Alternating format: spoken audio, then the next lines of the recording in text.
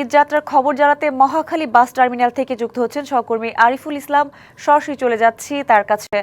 আরিফুল, কেমন দেখছেন আজ সকালের ঈদ যাত্রা, জানাবেন। সাজিদা, আমি পূর্বে সংবাদে জানিয়েছিলাম যে গতকাল যেমন তেমন আজকে ভোর থেকেই বলা যায় সড়ক পথে যাত্রীদের ঢল নেমেছে, ঘরমুখো মানুষের। বিশেষ করে আমি যে জায়গাটিতে আছি মহাখালী বাস টার্মিনালে, সেখানে দীর্ঘ লাইন সারি করে দাঁড়িয়ে আছেন যাত্রীরা। উদ্দেশ্য একটাই, বাড়ি যেতে হবে বাড়ি, এমনকি প্রিয়জনের সঙ্গে সান্নিধ্যে পাওয়ার কিংবা তাদের সঙ্গে ঈদের আনন্দ ভাগাভাগি করার মূল উদ্দেশ্যটাই এই দীর্ঘ অপেক্ষা। সেখানে সেই প্রিয় মানুষগুলো মুখগুলো দেখলে সেই কষ্ট বা ভোগান্তি যাই থাকুক না কেন, এই দীর্ঘ পথের গল্পটা শেষ হবে। সেই হাসি মাখা মুখ বা আনন্দ, উচ্ছ্বাস, উল্লাস, ঈদের যে আমেজ, সেটা কিন্তু প্রত্যেকের চোখে মুখে দেখা গেছে বা দেখা যাচ্ছে। কিন্তু এখানে মূলত দুই থেকে 3 ঘন্টা কেউ সেই রেখে এসেছেন, দীর্ঘ সময় অপেক্ষা করছেন বাসের জন্য এবং কি গন্তব্যে যাওয়ার জন্য। এছাড়া আপনি দেখতে পাচ্ছেন যে এখানে আমি কয়েকজনের সাথে কথা বলার চেষ্টা করব, তারা আসলে কতক্ষণ ধরে তারা এখানে অপেক্ষা করছেন।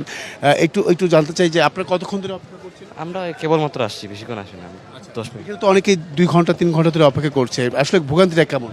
ভোগান্তি বলতে রাস্তা তো খালি, তেমন কোনো ভিড় নাই, বাসাতে চলে আসি, তেমন ভিড় নেই আর কি। তো এই আধা ঘন্টা আগে উঠছি আপনার মিরপুর থেকে, চলে আসছি এখন আমাদের। বিকাশ পেমেন্টে 10,000 টাকার বেশি অফার, শপিং চলছে তো। এখানে আমি একটু যেতে চাই এই দিকটায়, যারা আসলে একটু কথা বলার জন্য বা কথা বলবেন। এখানে আপনার কতক্ষণ ধরে আছেন? এখানে কতক্ষণ ধরে অপেক্ষা করছেন? 2 ঘন্টা। 2 ঘন্টা ধরে? জি।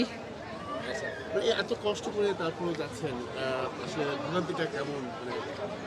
আমাদের এখানে নন এসি বাস 2টা দেখতে পাচ্ছি, এসি বাস 1টা, কিন্তু তারপরও কাউন্টারে টিকিট আমরা কাটতে পারছি না, অনেকক্ষণ ধরে দাঁড়িয়ে আছি। বাচ্চা কাচ্চা নিয়ে ঈদের আনন্দ করবো বলেই যাচ্ছি, কিন্তু ভোগান্তি তো আছেই। যেমনটা বলছিলাম সানিদা, যে এখানে প্রত্যেকেই ভোগান্তির মধ্যে আছেন, তারা দীর্ঘ সময় অপেক্ষা করছেন, তারপরেও যেতে হবে বাড়ি। উদ্দেশ্য একটাই, প্রিয়জনের সঙ্গে ঈদের আনন্দ ভাগাভাগি করবেন, সেই প্রত্যাশাই করছেন।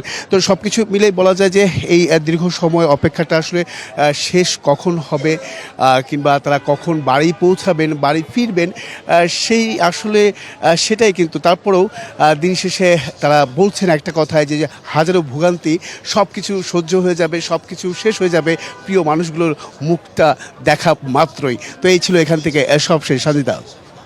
আরিফ, ধন্যবাদ আপনাকে।